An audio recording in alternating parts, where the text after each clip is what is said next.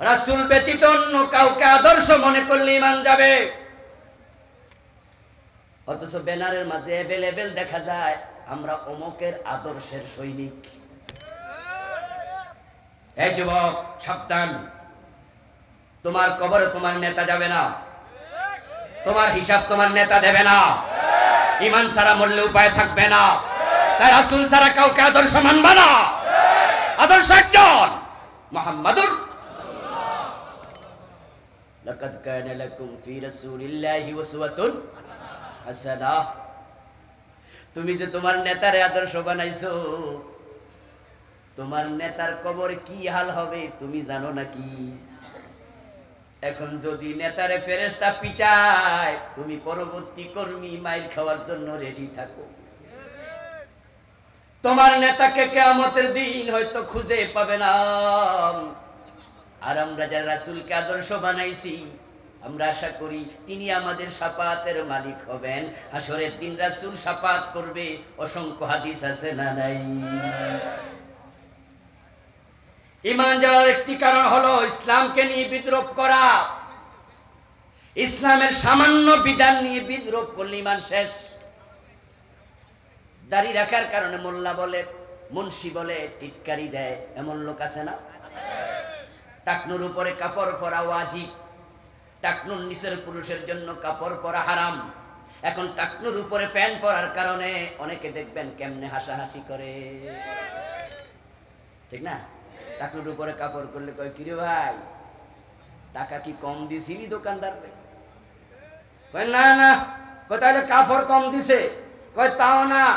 তাহলে টাকনুর উপরে কাপড় কেন?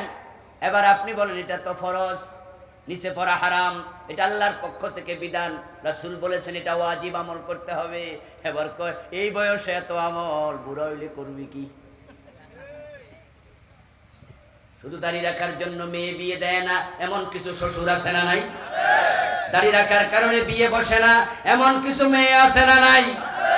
অনেক যুবক বিয়ে রাখে, দাড়ি রাখে না, শুধু ভালো মেয়ে পাবে না এই কারণে। আমি বলি যুবক দাড়ি রেখে দাও। যদি দাড়ি দেখে কোনো মেয়ে বিয়ে না বসে, এমন মেয়েকে বিয়ে করা ভালো মুসলমানের জন্য জায়েজ হবে না। রাসূলের সুন্নাহ দেখে যে মেয়ে অপছন্দ করবে, ওই মেয়ের পেট থেকে হাসান হুসাইনের জন্ম হবে না। এই জাতীয় মেয়ের পেট থেকে ডিপজল জন্ম নেয়,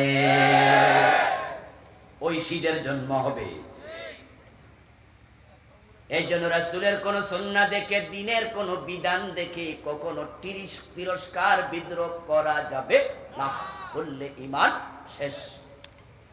ঈমান যাওয়ার আরেকটি কারণ, যদি ইসলামের কোন বিধান আপনার অপছন্দ লাগে, ঈমান শেষ। এই মাসালায় বাংলাদেশের কত মহিলা জাহান্নামী হবে তার হিসাব নাই। ইসলামের বিধান হলো একজন পুরুষ বিয়ে করতে পারবে সর্বোচ্চ কয়টা একসাথে? যারা জানেন বলেন কয়টা? রাসূল কি একটা বিয়ে করছে না বেশি? আবু বকর, ওমর, ওসমান, আলী সবাই একাধিক বিয়ে করেছে। বাংলাদেশে অনেক নামাজি মহিলাও স্বামীর দ্বিতীয় বিয়ে মানে না, ঘরের মাঝে দ্বিতীয় বিশ্বযুদ্ধ লাগাইয়া দেয়। কিন্তু স্বামী যদি জেনা করে, শুনলো অসুবিধা নাই, পুরুষ মানুষ করবই তো। অনেক ভিআইপি পার্সনরা আছে, তাদের অফিসে তার পিএস একজন ইয়াং মেয়েরে বানায়া রাখছে, বউ জানে বাধা দেয় না, কিন্তু এটা হারাম। আর দ্বিতীয় বিয়ে করা যায়, ওটা করলে যুদ্ধ শুরু করে দেয়। অনেকে মনে মনে কয় দ্বিতীয় বিয়ের অনুমতি আল্লাহ কেন দিল? না দিলে বালা ছিল। আল্লাহর বিধানকে অপছন্দ করবা, তোমার ঈমান শেষ। আল্লাহ তাআলা এভেলেবেল বিয়ে করার জন্য অনুমতি দেয় নাই। তিনি বলেছেন, হ্যাঁ, ফানকিহু মা তাবা লাকুম মিনান নিসাই মাসনা ওয়া সুলাসা ওয়া রুবা। তুমি দুইটা বিয়ে করতে পারো, তিনটা করতে পারো, চারটা করতে পারো, তবে ওয়া ইন খিফতুম আল্লা তাদিলু ফাওয়াহিদা। একাধিক বিয়ে করলে স্ত্রীদের মাঝে ইনসাফ কায়েম করতেই হবে। যদি স্ত্রীদের মাঝে ন্যায় বিচার করতে পারবে এটা তোমার আশঙ্কা হয়, তাহলে তুমি দ্বিতীয় বিয়ে করো না, একটাতে খুশি থাকো। এখন আপনারা আবার বলুন তো, যেই পুরুষের টাকা আছে, শারীরিক সামর্থ্য আছে, দ্বি বিয়ে করলে বউয়ের মাঝে ইনসাফ কায়েম করার মতো দৃঢ়তা আছে, তার জন্য দ্বিতীয় বিয়ে করা জায়েজ আছে না নাই? কিন্তু আপনার মসজিদের ইমাম যদি দ্বিতীয় বিয়ে করে, চাকরি থাকবো নি?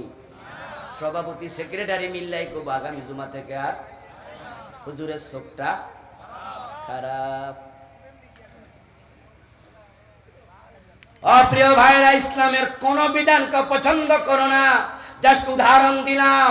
প্রতিটা বিধানের মাঝে কল্যাণ আছে না নাই? ঈমান যাওয়ার একটি কারণ হচ্ছে, আপনি যদি কোন মানুষের ব্যাপারে এমন আইডিয়া করেন, এমন কথা বলেন যে হুজুরের আর শরীয়ত মানা লাগে না, হুজুরের চোখ আর আপনার চোখ এক না। তাই এমন পীর আছে বেপর্দায় মহিলা মুরিদ বানায়, তার মুরিদরা মাইন্ড করে না, দোষ ধরলে বলবে তোমার চোখ আর হুজুরের চোখ এক না। এমন পীরের মুরিদ হলেন, আপনার পীর নামাজ পড়ে না, কইছে কে? তুমি কি জানো? আমি তো দেখছি জুমার দিন ঘরে বইয়া রয়েছে, মসজিদে আসে নাই। হুজুর ঘরে বইয়ে নাই, মক্কা শরীফে পইরা আইছে। আবার অনেকে বলে নামাজের মতো নামাজ একবার পড়লেই চলে। আমার বন্ধু মুরিদ ভাবলো আমার নামাজ লাগবে, আমার রোজা লাগবে, আমার চোখ বেশি ভালো না, আমার পর্দা লাগবে, কিন্তু আমার পীর বাবা এত কামেল, এখন আর শরীয়ত লাগে না। এমন চিন্তা করার সাথে সাথে ঈমান চলে যায়। কারণ মানুষ আল্লাহ বানাইছে ইবাদতের জন্য, শরীয়তের বিধানের বাহিরে থাকার অধিকার কোনো মানুষের নেই।